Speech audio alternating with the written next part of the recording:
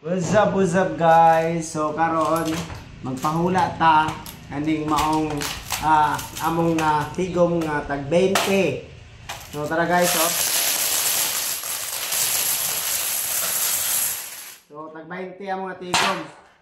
Mao ni mga tigom guys sa tag 20. Ani. So magpahula ta karon kung unsang eksakto nga bilang aning maong kwarta. Tapos, ang makadao guys, makahula sa eksaktong bilang aning mga kwarta ay makadawat og GCash. So, unsa pa gihulat ninyo mga guys?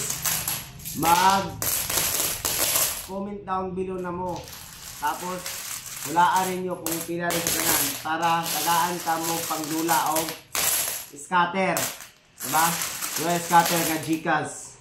So, karon guys, hulaan niya ha, kung pila ni sa tanan. Ako na rin naihap kung pila ni siya. Kung pila ni siya tanawa. Tag 20 ni puro, tag 20. Tag 20 ni siya puro. Tag 20 siya puro.